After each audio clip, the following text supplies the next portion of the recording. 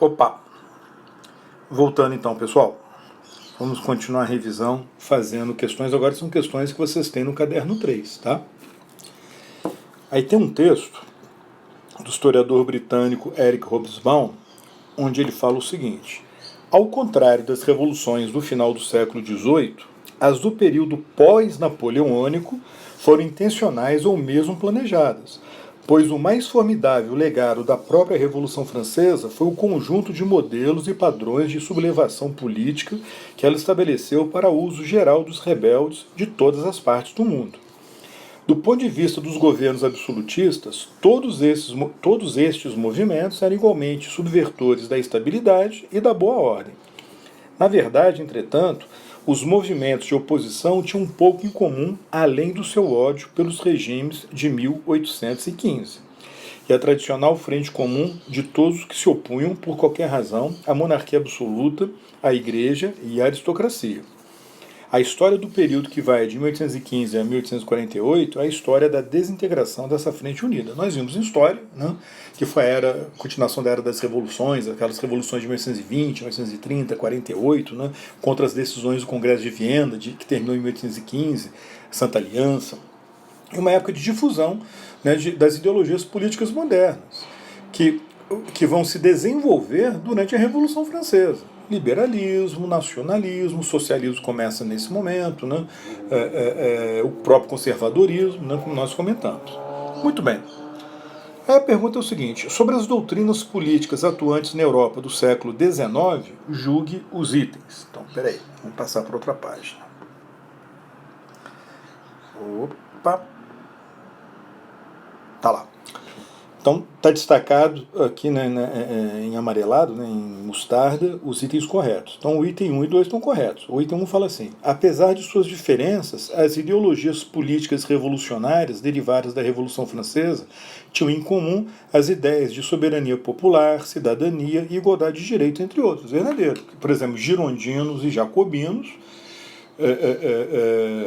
não concordavam quanto à questão do voto, né? Os girondinos eram liberais clássicos, com aquela ideia de votos censitários, os jacobinos já eram liberais radicais, né? Mais democráticos, com sufrágio universal, havia divergências quanto ao papel do Estado na economia, né?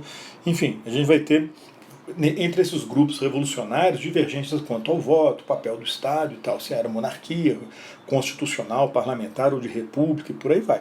Mas concordavam todos com essa ideia de soberania popular, cidadania e igualdade de direitos, né? Obviamente, para os liberais clássicos, que queriam o sufrágio, que queriam o voto censitário, a igualdade de direitos não era igualdade de direito de voto, era igualdade de direito jurídico, né? Civil, quer dizer, em termos de justiça, né? Em termos de direito de propriedade e tal. Está correto. 2. O liberalismo, de forma geral, defende os direitos naturais do indivíduo, vida, propriedade, liberdade, a isonomia jurídica, né? A igualdade diante da lei do ponto de vista jurídico, e governos constitucionais eleitos representativos. Beleza, exatamente isso. Okay? Vamos ver por que o 3 e o 4 estão errados. 3. O liberalismo clássico ou moderado identificou-se com a democracia por insistir no sufrágio universal como instrumento para o estabelecimento de um regime representativo da maioria dos cidadãos. Já está errado, né? O liberalismo clássico vai defender o voto censitário. O liberalismo radical que defendeu o sufrágio universal. E por defender um Estado mínimo com o máximo de liberdade econômica. Nesse ponto está correto, mas na questão do voto o item está errado. 4. A corrente do liberalismo radical ou jacobino, até aí tudo bem, confundiu-se com o socialismo. Haja vista que ambos defendem a abolição da propriedade privada, o igualitarismo social e o coletivismo econômico. Errado. Os jacobinos, a democracia radical, não é socialismo. Defende propriedade privada, reconhece que a sociedade é dividida em classes, né, e defende a liberdade econômica. Então não é a mesma coisa que o socialismo. É radical, mas não é a mesma coisa que o socialismo. Beleza? Questão 7. Opa. Tem um texto também de um historiador chamado Robert Conquest. Reflexões sobre um século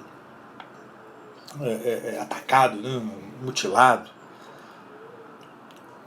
onde ele fala o seguinte: uma sociedade civil pode ser vista como aquela em que o Estado e seus cidadãos estão em equilíbrio, com o Estado impedido de exercer um poder excessivo.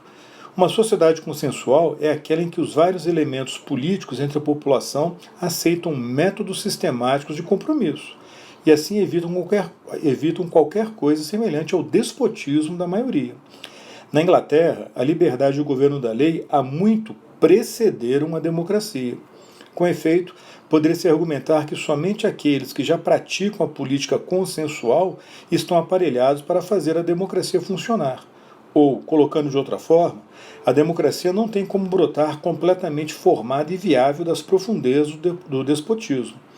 A confusão entre liberdade e democracia é estranha. Quando alguém escuta um inglês em um pub dizendo com indignação: "Este é um país livre, não é?", ele não está de forma alguma se referindo ao seu direito de eleger o governo, mas meramente ao seu direito de dizer o que quer, e ele sabe disso.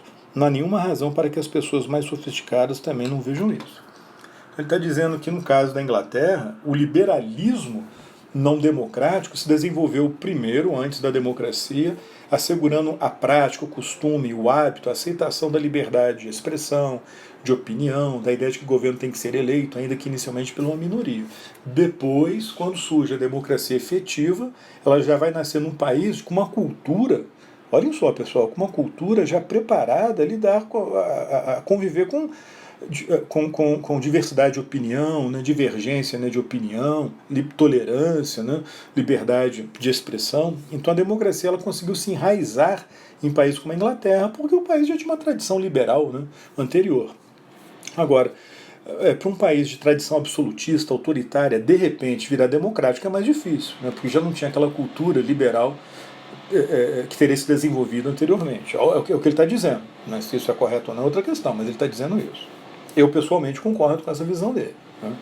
Mas tem muita gente que acha que não é bem assim. Bom, tendo o texto como referência, julgue os itens. 1. A sociedade civil, como definida pelo autor, é defendida pelo liberalismo, mas será condenada pelo anarquismo como insuficiente para garantir a plena liberdade humana.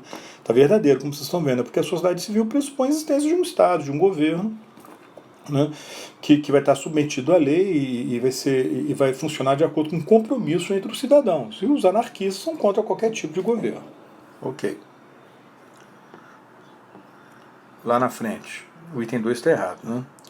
A sociedade consensual do conceito acima não atende aos ideais do liberalismo, tendo em vista que os direitos da minoria estariam ameaçados pela vontade da maioria. Não.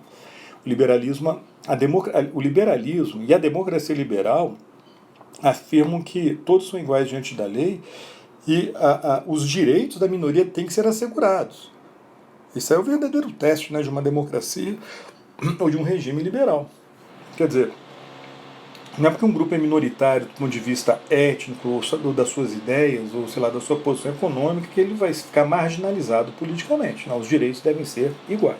Isso é um consenso. Né? O consenso estabelece, inclusive, direitos para a minoria. Por isso que um regime eleito, segundo os liberais, tem o direito de existir oposição. Não, um grupo venceu as eleições, por ser a maioria, tem a maioria dos votos, e outro grupo minoritário perdeu. Agora, a minoria tem o direito de continuar existindo, fazendo oposição e criticando o governo. Né? Então está errado o 2. O 3 está certo. Eram baseados no ideal de isonomia. Embora baseados no ideal de isonomia, os regimes liberais do século XIX não eram necessariamente democráticos, verdadeiro, né? Porque era baseado no voto censitário.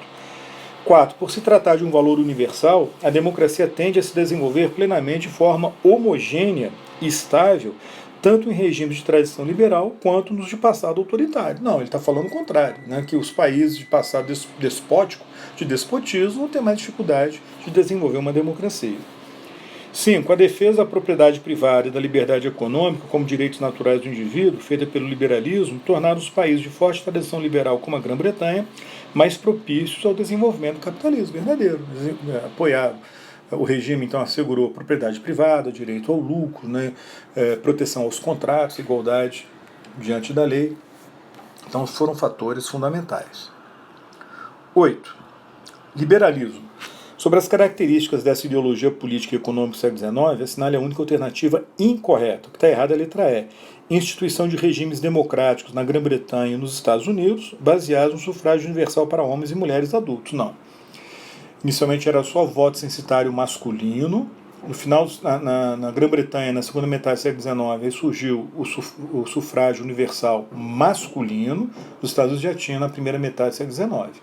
Mas a mulher só adquire direito de voto depois da Primeira Guerra Mundial. Então está errada a letra E. A.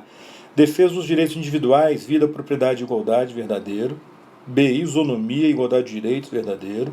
C. Governos representativos e constitucionais eleitos pelos cidadãos limitados pela lei, verdadeiro. E D. Liberdade econômica, não intervenção governamental na economia, gastos públicos reduzidos, poucos impostos, livre iniciativa e livre comércio, verdadeiro.